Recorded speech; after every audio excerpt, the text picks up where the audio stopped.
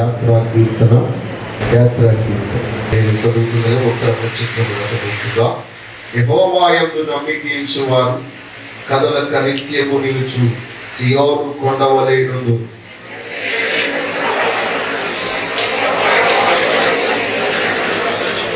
నీతిమంతులు పాపము చేయుటకు తమ చేతులు చాపకుడినట్లు భక్తిహీనుల రాజదండము నీతిమంతుల స్వాస్థ్యం మీద ఉండదు.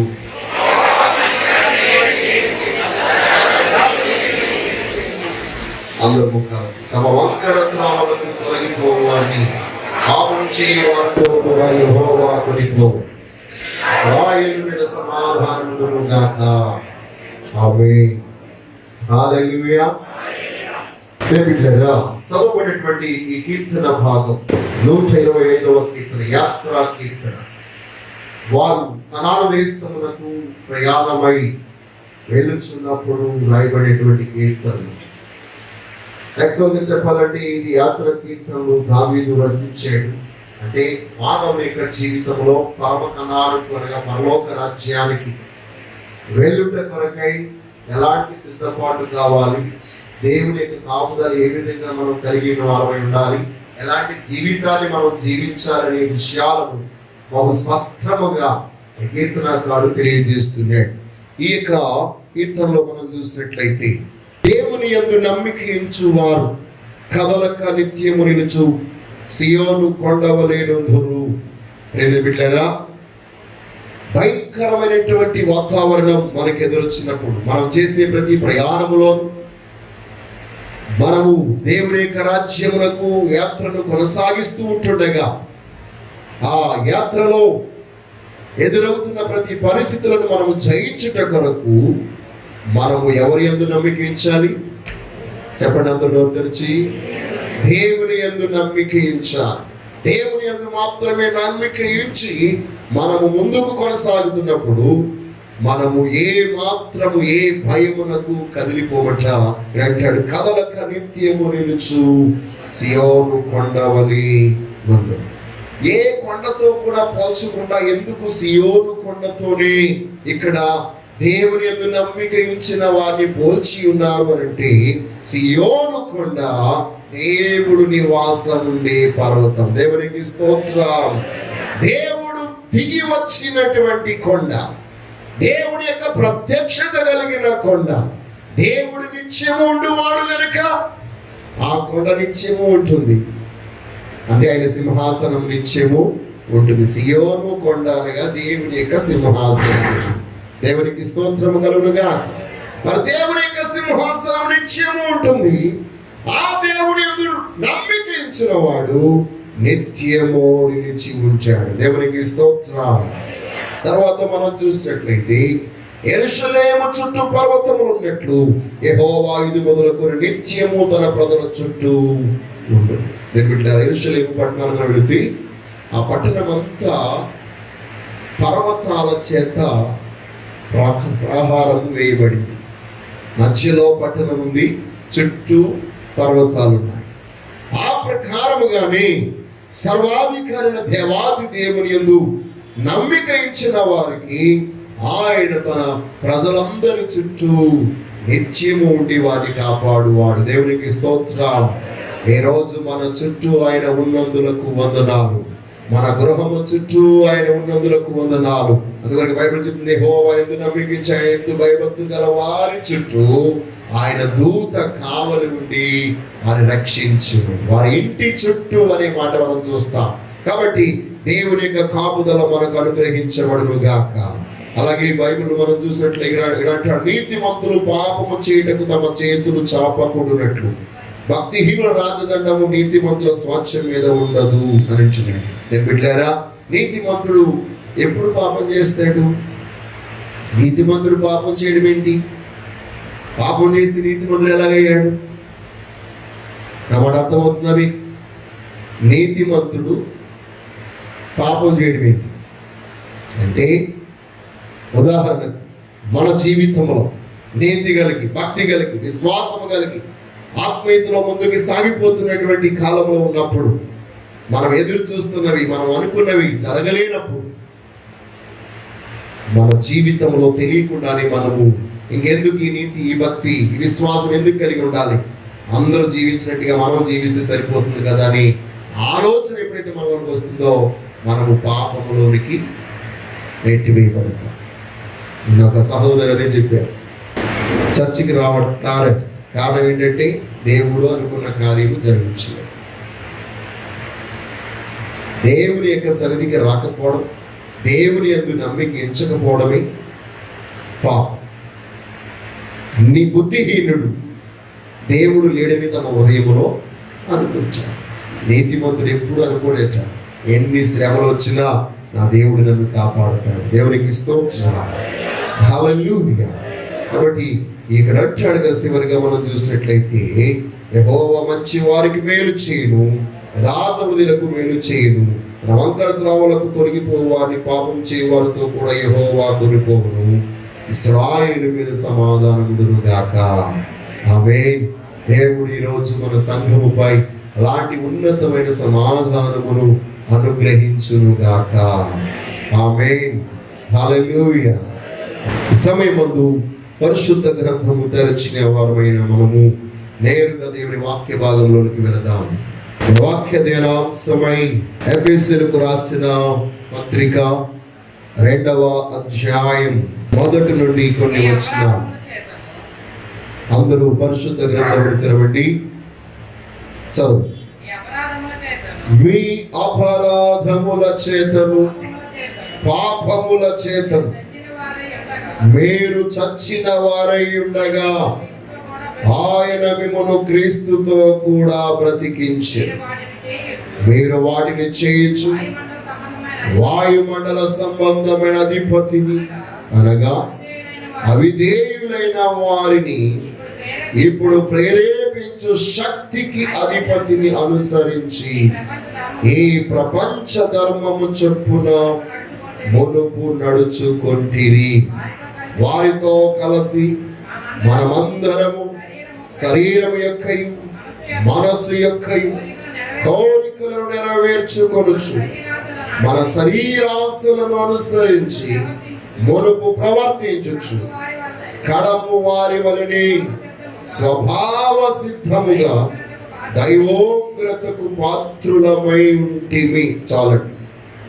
చదవబడినటువంటి లేఖనంలో నుండి దేవుడు మనతో మాట్లాడును గాక. ఆమేన్, హల్లెలూయా. బిడ్డలారా, ఈరోజు మన వాక్యాంశం మంచి రోజుల కొరకు ఎదురు చూచుట, లాంగింగ్ ఫర్ గుడ్ డేస్. ఈరోజు మన వాక్యాంశం మంచి రోజుల కొరకు ఎదురు చూచుట. ఇంకా చెప్పాలండి, పాత మంచి రోజుల కొరకు ఎదురు చూచుట, longing for old good days.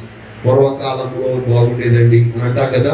చాలా మంది ఏమంటుంటారంటే, మా చిన్నతనంలో అయితే అసలే వాహనాలు లేవు కాబట్టి ఏ పొల్యూషన్ ఉండేది కాదు, అంతేకాదు సెల్ ఫోన్లు లేవు కాబట్టి అసలే ఏది తెలిసేది కాదు, పాపం అంటే ఏంటో కూడా తెలియదు. అసలే వయసు వచ్చిన వాళ్ళకి సహితము పాపం అంటే ఏమో తెలియదు.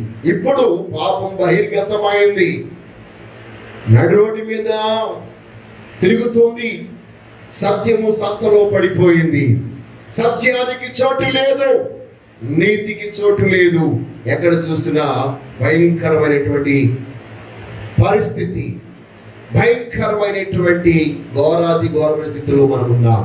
అయితే బిడ్డలారా, ప్రస్తుత కాలమందు మానవుని యొక్క స్థితి ఎలా ఉందో, మానవుడు ఎలాగ మంచి రోజుల్లోనికి ప్రవేశించగలడు? మనము ప్రాచీన కాలంలో లేక పాత కాలంలో ఉన్న మంచి రోజులు మరలా మనకి రాగలగాలంటే జీవము గల దేవుని సంఘములో ఉన్నటువంటి మనము ఏ విధముగా ఆ రోజుల్లో మనం ప్రవేశించగలం? మీ కుటుంబానికి పూర్వకాలపు రోజులు రావాలి, సంఘానికి పూర్వకాలపు రోజులు రావాలి, ప్రాంతాలకు, దేశాలకు, రాజ్యాలకు లేక ఇక రాష్ట్రాలకు పూర్వకాలపు రోజులు రావాలి. అంటే మంచి రోజులు రావాలి. ఆ మంచి రోజులు రావాలంటే మనం ఎలా ఉండాలి, ఏం చేయాలి? పరిశుద్ధ గ్రంథంలో మనం చూసినట్లయితే ప్రియమైన బిడ్డలారా, ప్రారంభ సంఘం ఎలాంటి వాతావరణంలో స్థాపించబడింది, ఎలాంటి వాతావరణంలో ఆ సంఘము ఒక మంచి రోజులను కలుగజేసిందో కొన్ని నిమిషాలు మనం నేర్చుకుందాం. దేవునికి స్తోత్రము కలుగుగాక. బిడ్డలారా, మనం చూసిన అపోస్తలుల కార్యములు 2వ అధ్యాయము 1వ వచనం నుండి మనం చూసినప్పుడు దేవుని యొక్క వాక్యములు ఈ విధంగా చూస్తూ ఉన్నాం. పెంతెకోస్తు పండుగ దినము వచ్చినప్పుడు అందరూ ఒక చోట కూడి ఉండిరి. అప్పుడు వేగముగా వీచు బలమైన గాలి వంటి ఒక ధ్వని ఆకాశము నుండి అకస్మాత్తుగా వారు కూర్చుండి ఉన్న ఇల్లంతయు నిండెను. మరియు అగ్ని జ్వాలల వంటి నాలుకలుగా విభాగింపబడినట్లుగా వారికి కనబడి వారిలో ఒక్కొక్కరి మీద వ్రాలగా అందరూ పరిశుద్ధాత్మతో నిండిన వారై ఆత్మ వారికి వాక్శక్తి అనుగ్రహించిన కొలది వారు అన్య భాషలతో మాట్లాడసాగిరి. దేవునికి స్తోత్రము కలుగును గాక. హల్లెలూయా. ప్రియ బిడ్డలారా, మన యొక్క జీవితంలో మన చుట్టూ ఉన్నటువంటి వాతావరణం మార్చబడగలగాలంటే, మన చుట్టూ ఉన్న పరిస్థితులు మార్చబడాలంటే ఈ రోజు ఒక అద్భుతమైన ఒక నూతనమైన క్రియ జరగాలి. దేవునికి స్తోత్రం. హల్లెలూయా. సంఘము ప్రారంభించబడక మునుపు దేశములన్నీ భయంకరమైనటువంటి వాతావరణంలో ఉన్నాయి. ఎక్కడా కూడా అనుకూలమైనటువంటి వాతావరణం తప్ప అనుకూలమైన వాతావరణం లేదు. యుద్ధ వాతావరణం. ఆనాడు రోమా సామ్రాజ్యం యొక్క ఆధీనములో సమస్త దేశాలు ఉన్నాయి. ప్రతి చోట వారి ఇష్టానుసారంగా వారు కార్యాలు చేసేవారు. అయితే ప్రియమిత్రులారా, ప్రస్తుత కాలమందు అలాంటి పరిస్థితుల్లోనికి మనం వస్తున్నాం. ఏదో ఒక దేశం బలోపేతమైన దేశం బలహీనమైన దేశాలను హస్తగస్తము చేసుకుని ప్రజలందరికీ కష్టాన్ని, కీడును, నాశనాన్ని చేయడం కొరకు ఇదిగో తెగుళ్ళు వాళ్ళే సృష్టిస్తున్నారు. అదొక ఆయుధముగా వారు చేస్తున్నారు. అణ్వస్త్రాలను తయారు చేస్తున్నారు. దేశమంతా భయంకరమైనటువంటి వాతావరణంలో, ప్రపంచమంతా భయంకరమైన వాతావరణంలో నింపబడినట్లుగా ప్రస్తుత కాలమందు పరిస్థితులు ఉన్నాయి. కారణమేమనగా మానవుడు పాపముల చేతను, అపరాధముల చేతను చచ్చిన వాడే ఉన్నాడు కనుక తనకు వచ్చే ఆలోచనలన్నీ కూడా చంపేవే తప్ప బ్రతికించేవి కావు. ఒక వ్యక్తి ఎదటి యొక్క వ్యక్తులకు జీవము కలిగించే వారుగా ఉండాలంటే తాను జీవించిన వాడై ఉండాలి, తాను జీవము గల వాడై ఉండాలి. దేవునికి స్తోత్రం. ఒక వ్యక్తిని చంపే ఆలోచన వాళ్ళు ఉందంటే వాడు ఆల్రెడీ చచ్చిన వాడిగా ఉన్నాడు అన్నమాట. దేవునికి స్తోత్రం. ఈ రోజు మానవుని యొక్క జీవితం ఆధ్యాత్మికంగా చచ్చిపోయింది. వారు భౌతికంగా బ్రతికున్నారు కానీ ఆధ్యాత్మికంగా చచ్చిపోయిన వారిగా ఉన్నారు. అందుకొరకే విలువలు చచ్చిపోయాయి, అందుకొరకే ప్రేమ చచ్చిపోయింది, అందుకొరకే అనురాగం చచ్చిపోయింది, ఎదుటి వారికి సహాయం చేయాలనే ఆలోచన చచ్చిపోయింది. ఎందుకంటే వాడు చచ్చిన వాడిగా ఉన్నాడు. చచ్చిన వాడు ఆలోచనని చంపిన వాడిగా ఉంటాడు, మంచి వాటిని చంపిన వాడిగా ఉంటాడు, వాతావరణాన్ని చంపిన వాడిగా ఉంటాడు, కానీ బాగు చేసేవాడిగా ఉన్నాడు. మరి ఈరోజు సమాజం మరలా బాగుపడాలి అని అంటే జీవము మరలా మనలో ప్రవేశించాలి. దేవునికి స్తోత్రము కలుగునుగా. హల్లెలూయా, హల్లెలూయా. ఎందుకంటారా, జీవము మరలా ప్రవేశించాలంటే ఆనాడు మానవుని దేవుడు సృష్టించి బొమ్మగా చేసి చచ్చిన శవముగా పడి ఉన్నటువంటి ఆ యొక్క దేహములోనికి నాసికారంధ్రములో జీవవాయువును ఊదగా నరుడు జీవాత్మాయను. దేవునికి స్తోత్రం. హల్లెలూయా. ఈనాడు ఈ సంఘములకు అలాంటి జీవాత్మ అవసరమై ఉన్నది. దేవునికి స్తోత్రం.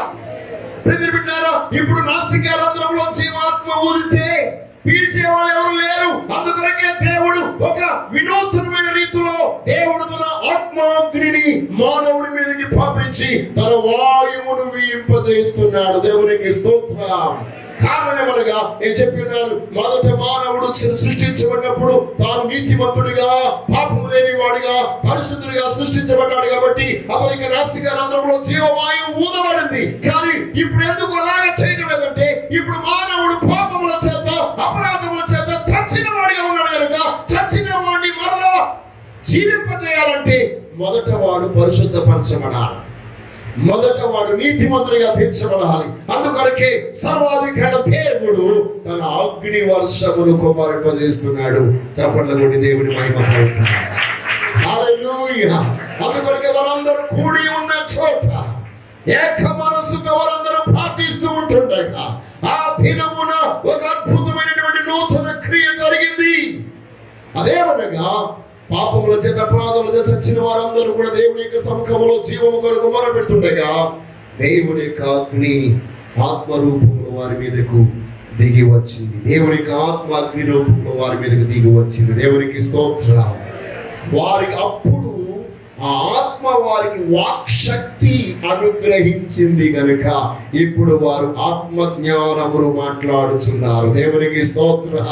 ఇప్పటి వరకు వారి మాటలు ఎదుటి వారిని బలహీనపరిచాయి. ఇప్పటి వరకు వారి మాటలు ఎదుటి వారిని చంపాయి. ఇప్పటి వరకు వారి మాటలు ఎదుటి వారిని అపరాధులుగా చేస్తాయి. ఇప్పటి వరకు వారి మాటలు ఎదుటి వారిని పిరికి వారిని చేస్తాయి. ఇప్పటి వరకు వారి మాటలు ఎదుటి వారి యొక్క జీవితంలో ఓడిపోయినట్లు చేస్తాయి. కానీ ఇప్పుడైతే దేవుని యొక్క వాక్ శక్తి, అనగా దేవుని యొక్క ఆత్మ ఎప్పుడైతే వారికి వాక్ శక్తిని అనుగ్రహింపజేస్తుందో ఇప్పుడు వారు జీవము కలిగిన మాటలు మాట్లాడుతున్నారు. దేవునికి స్తోత్రం.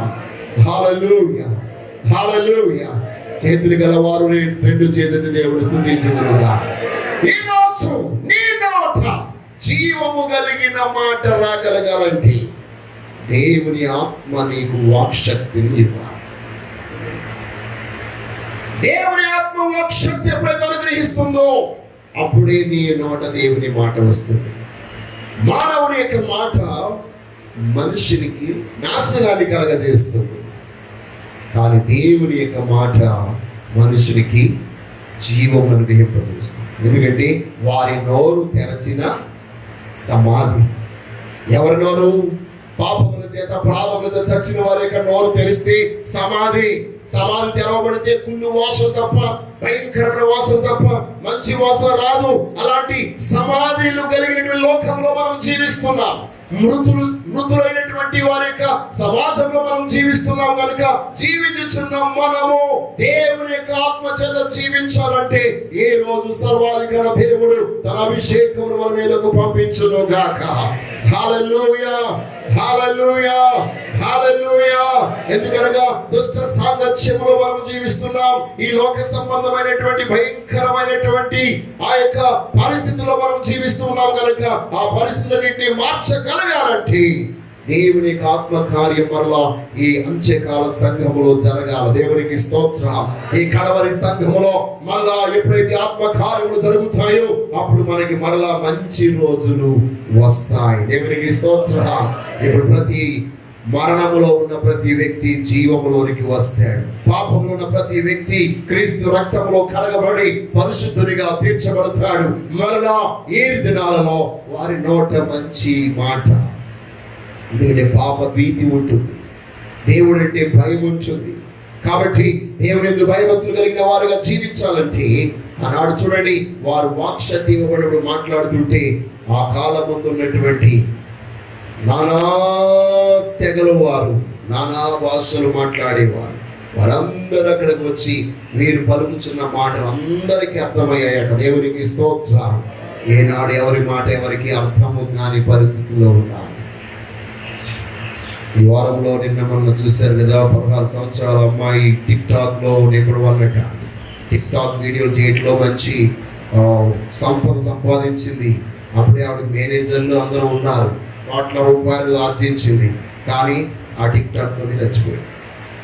16 సంవత్సరాలకే జీవితాన్ని ముగించుకుంది. ఏనాడు మానవుడు క్రియేట్ చేసే ప్రతిదీ కూడా వాడి జీవితాన్ని చంపేదే కానీ బ్రతికించేది కాదు. ఈ వారంలో మీరు గమనించారు తెలియదు కానీ ఈ టిక్ టాక్ అంటే ఎదుటి వాళ్ళకి మాట్లాడి హాస్యంలో లేకపోతే నవ్వులో లేకపోతే ఆనందంలో పెట్టేది. కానీ ఆ ఆనందంలో పెట్టి ఆ మాటలు కూడా వాళ్ళని చంపేస్తున్నాయి. ఒక అతను అయితే టిక్ టాక్ చేసి పొడుగు చచ్చిపోయాడట. దేవుని యొక్క మాట మాత్రం మనం చంపేది కాదు. అది మనల్ని బ్రతికించే. దేవునికి స్తోత్రం. హల్లెలూయా, హల్లెలూయా. బిడ్డలారా, రెండవదిగా మనం చూసినట్లయితే ప్రజలు తమ యొక్క జీవితంలో మంచి రోజులు రావాలని కోరుకునేటువంటి వారు రూపాంతరము చెందాలి. They should be transformed their lives.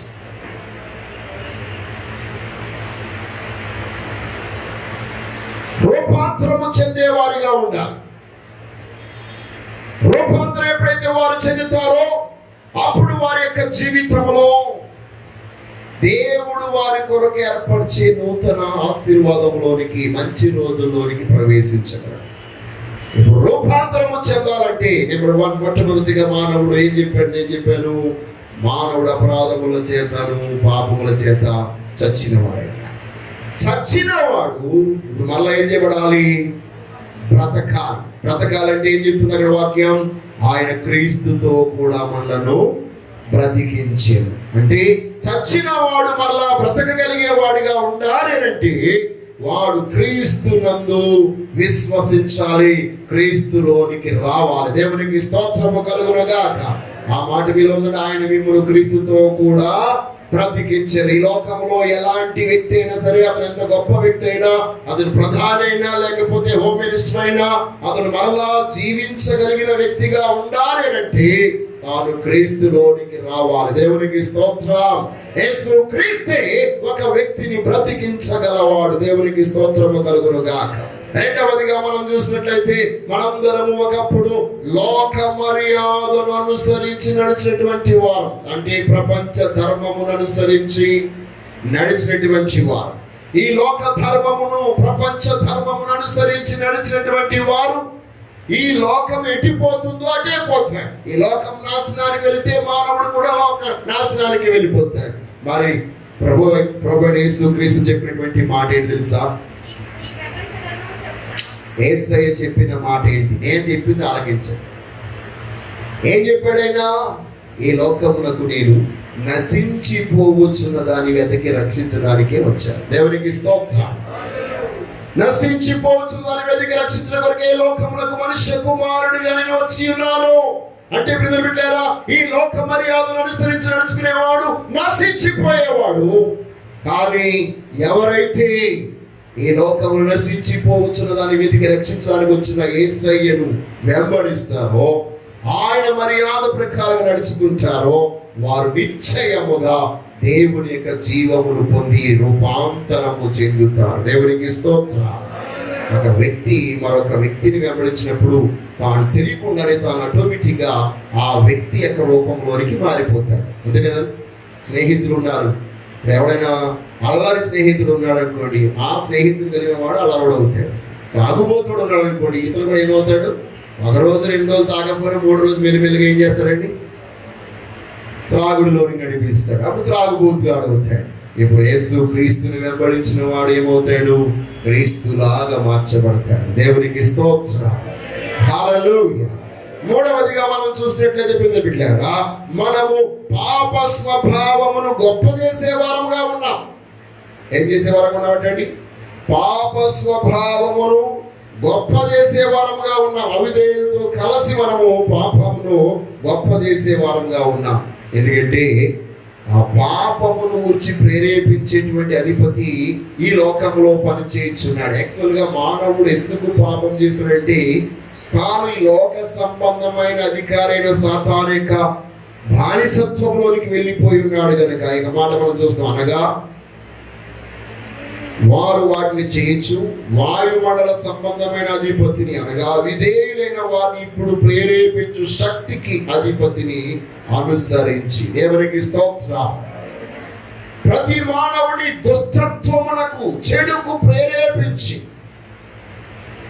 ఆ ప్రేరణకు లోని చేస్తున్నారు. ఈనాడు మనం చూస్తున్నాం, ఎందుకు వాళ్ళు యుద్ధాలు చేయాలి, ఎందుకు సమాధానంగా ఉన్నటువంటి ప్రాంతంలో గొడవలు పెట్టాలి అంటే వాళ్ళు పెట్టాలనుకోవట్లే, వారిని ప్రేరేపించేవాడు పెట్టాలనుకుంటున్నాడు. దేవునికి స్తోత్రం. వాడిని ప్రేరేపించేవాడు చూడండి, కిమ్ 4.5 అడుగులేట ఎంతున్నాడు, కానీ వాడు ఏం చేస్తున్నాడు? ఎవరు పడితే వాళ్ళు సవాల్ చేసేస్తున్నాడు. వాడు ఒక్కడే ఆ దేశంలో ఆస్తిమంతుడు, ఉన్న వాళ్ళందరూ పేదవాళ్ళు. అందరూ సైనికులుగా ఉండాలి, ఆడవాళ్ళు మగవాళ్ళు అందరూ కూడా. మీరందరూ స్పర్శాన్ని కూర్చున్నారా? మీరు కొరియాలో పుట్టుంటే ఇప్పుడు మీరు ఏం పెట్టుకోవాలా? గాన్న పట్టుకుని ఉండాలి. దేవునికి స్తోత్రం. మీరందరూ భారతదేశంలో శ్రేష్టమైన చోటు పుట్టి కూడా దేవుని దూషిస్తున్నారు, కానీ కొరియాలో పుట్టించవలసింది మిమ్మల్ని. అప్పుడు నిశ్చయముగా ప్రభువా మమ్మల్ని ఆ భారతదేశంలో పుట్టించినందుకు నీకు వందనాలని చెప్పి ఉండేవాళ్ళు. దేవునికి స్తోత్రం. ఒక వ్యక్తి దుష్టత్వానికి ప్రేరేపించబడ్డానికి గల కారణం అతని కాదు, అతడు దుష్టత్వానికి తను అప్పగించుకున్నప్పుడు ఆ శక్తి తను ఏం చేస్తుందంట? ప్రేరేపింపజేస్తుంది. తర్వాత మనం చూసినట్లయితే బిడ్డలారా, 4వదిగా మనము పాప స్వభావాన్ని గొప్ప చేసే వాళ్ళని ఉన్నాం కనుక ఉగ్రతకు పాత్రులమయ్యామంట. దేవునికి స్తోత్రం. అంటాడు చూడండి, క్రింద మనం చూసినప్పుడు 3వ అధ్యాయంలో చివరి వారి వలనే స్వభావ సిద్ధంగా దైవోగ్రతకు పాత్రులమై ఉంటిమి. దేవునికి స్తోత్రం.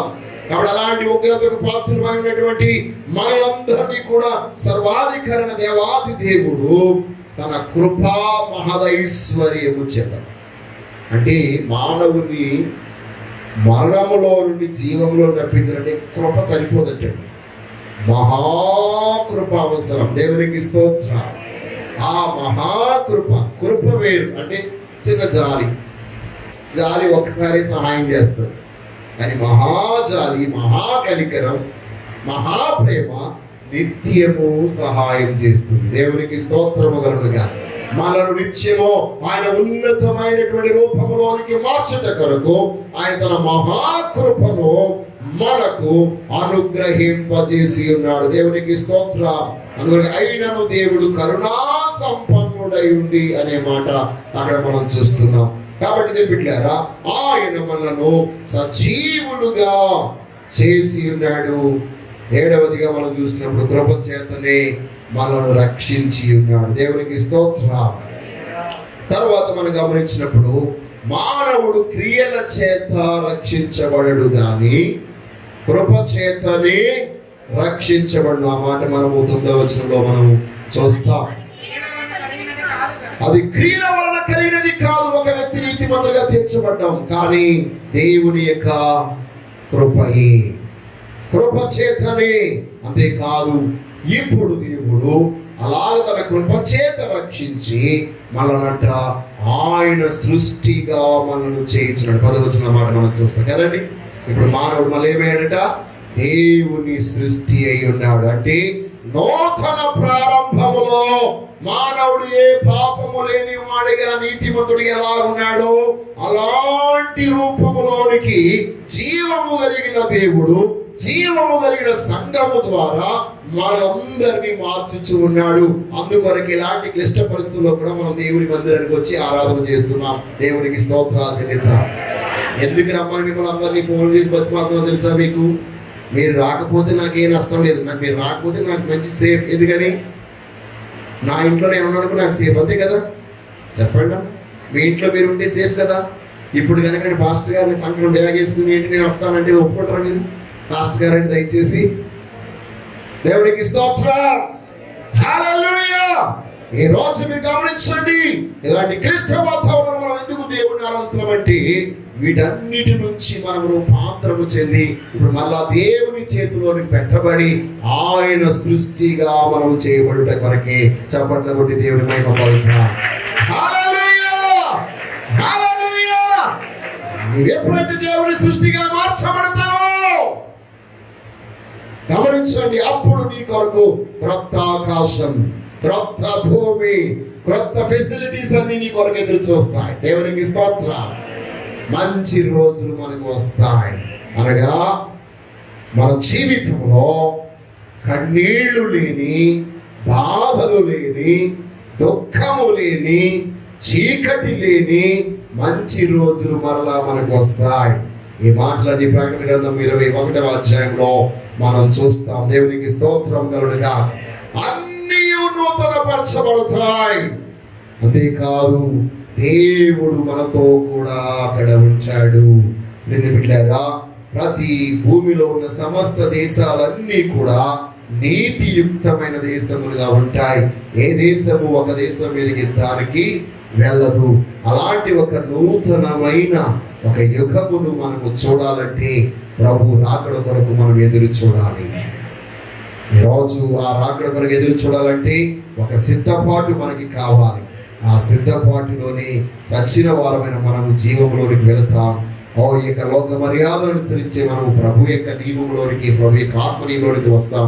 అలాగొచ్చినప్పుడే దేవుడు మీ యొక్క జీవితంలో తన ఉగ్రత పాత్రులైన మనందరినీ తన కృపా మహదైశ్వర్యము చేత మనల్ని రక్షించి అద్భుతమైన కృపలో మన నూతన సృష్టిగా మన రూపాంతరము చేయించున్నాడు.